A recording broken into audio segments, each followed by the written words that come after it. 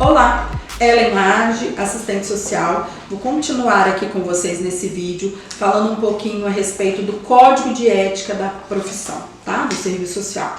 Então, no artigo 3º, ele vai falar quais são os deveres do assistente social. Primeiro, lógico, desempenhar suas atividades profissionais com eficiência e responsabilidade, observando a legislação em vigor. Utilizar o número do Conselho, Regional do Serviço Social no exercício da sua profissão. Abster-se, gente, no exercício da profissão de práticas que caracterizem a censura, o cerceamento da liberdade, o policiamento dos comportamentos, denunciando sua ocorrência aos órgãos competentes. Isso aqui é muito importante, tá? Então, o assistente social ele vai estar ali para orientar, apoiar o indivíduo, mas ele não vai fazer o policiamento dos seus comportamentos, combinado? No artigo 3º também, no artigo 4º, ele vai falar o que é vedado ao assistente social. Primeiro, transgredir qualquer preceito desse código, bem como a lei que regulamenta a profissão. Então, não pode transgredir nenhum desses preceitos aqui do Código de Ética, tá?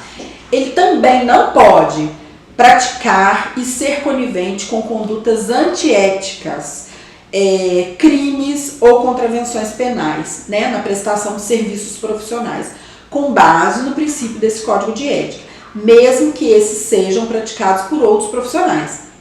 Ele não pode se praticar crimes, e ser conivente com condutas antiéticas, tá bom? E no artigo 4º ainda, estou catando alguns mais importantes aqui, Eu falei do A e do B, agora o D. Compactuar com o exercício ilegal da profissão, inclusive nos casos de estagiários que exerçam atribuições específicas em substituição aos profissionais. Isso aqui é muito sério, A gente tem que ficar atento mesmo às instituições, como é que é o funcionamento das instituições, quem é o assistente social responsável, se tem estagiário, se ele tem o suporte, se ele tem a supervisão, Se tem residente, se o residente tem o suporte, tem o preceptor, tem o tutor, isso tudo aqui a gente tem que estar atento também, tá? Engraçado que no Código de Ética, que eu me lembro, nem cita a questão da residência, porque foi bem depois, A residência surgiu bem depois, ele só fala de estagiário. Ainda com relação ao que é vedado ao assistente social, no artigo 4º, ele vai falar o quê? Não pode, adulterar resultados e fazer declarações falaciosas sobre situações ou estudos de que toma conhecimento. Isso é muito sério também, tá? No título 3º, das relações profissionais, das relações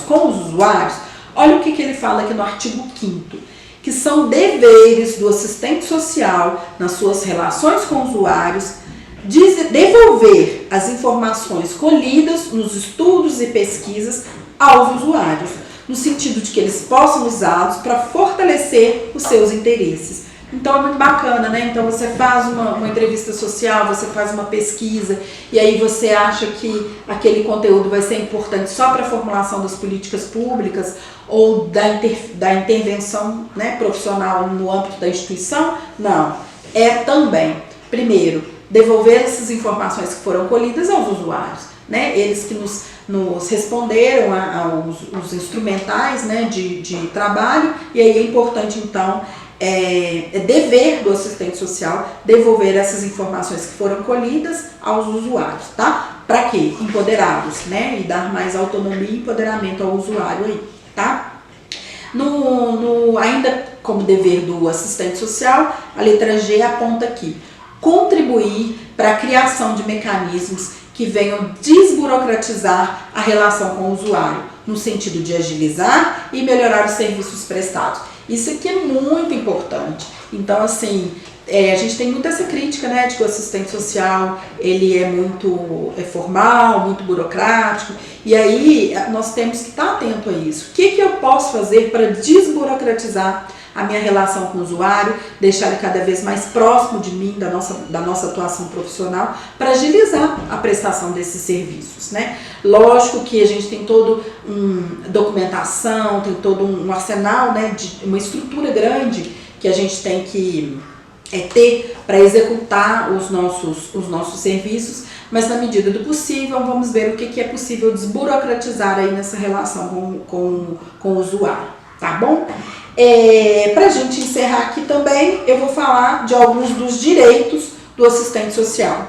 Primeiro, né, isso na relação do assistente social com as instituições, né, e com as instituições que os empregam, né, sejam públicas ou privadas. Então, é um direito do assistente social ter acesso a informações institucionais que se relacionem com os programas e as políticas sociais que ele está vinculado. Então, se ele está vinculado a alguma instituição, ele tem que ter acesso, sim, às informações institucionais que vão interferir no seu processo de trabalho aí, de oferecimento de algum serviço, né, e algum programa aos usuários, tá?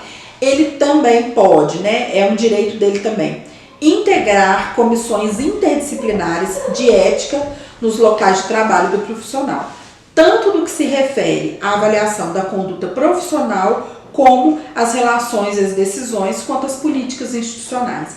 Então, participar dessas comissões, né, interdisciplinares de ética profissional no local de trabalho é um direito também do assistente social, tá bom? Com relação às instituições, então, que nos empregam, um dos deveres do assistente social é denunciar falhas nos regulamentos, nas normas e programas da instituição em que trabalha, quando os mesmos estiverem ferindo os princípios e diretrizes do Código de Ética, mobilizando inclusive o Conselho Regional do Serviço Social, se for necessário. Isso aqui é muito sério, tá? Então, às vezes os assistentes sociais são contratados por algumas instituições, né, públicas ou privadas, normalmente privadas, né, e que não estão seguindo as normas, né, legais. E aí é um papel, então, do assistente social denunciar, né, essas falhas nos regulamentos das instituições e pedir apoio do Conselho Regional de Serviço Social, se for necessário, na condução desses casos, ok? Terminando aqui, então, os direitos do assistente social, alguns deles, né, que eu estou pegando alguns principais.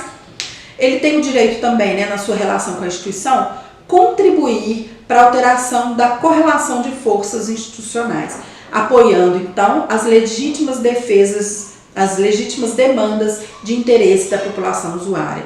Então, se a gente tiver que fazer uma análise institucional e se a gente tiver que contribuir nesse processo de correlação de forças aí institucionais, a gente já tem que saber de antemão de que lado que nós estamos, tá? E aí, realmente, a gente tem que estar no lado do interesse da população usuária. É difícil, é desafiador? Em algumas situações, em algumas instituições, a gente tem que usar a mediação para conseguir defender o direito do usuário e mesmo assim permanecer no nosso local de trabalho, mesmo sabendo que em alguns momentos vai ter algum conflito aí em função das forças institucionais em desacordo, tá? E o último aqui que eu vou citar, que é também um dos direitos do assistente social na sua relação com a instituição empregadora, é empenhar-se na viabilização dos direitos sociais dos usuários, através dos programas e políticas sociais. Então, se a gente está ali numa instituição, nosso papel é o quê, gente? Viabilizar o acesso ao direito, né? Então, a gente não tem que impedir ou dificultar o acesso ao direito, né, desses usuários. Então, é atentar qual que é o papel da instituição e ter claramente qual que é o papel profissional do assistente social na instituição a qual ele está contratado. Combinado? Então, eu vou ficando por aqui. Encerro o segundo módulo aí que fala do Estatuto do Código de Ética Profissional e em seguida passo para o terceiro vídeo do Código de Ética Profissional. Obrigada pela sua atenção e até o próximo vídeo.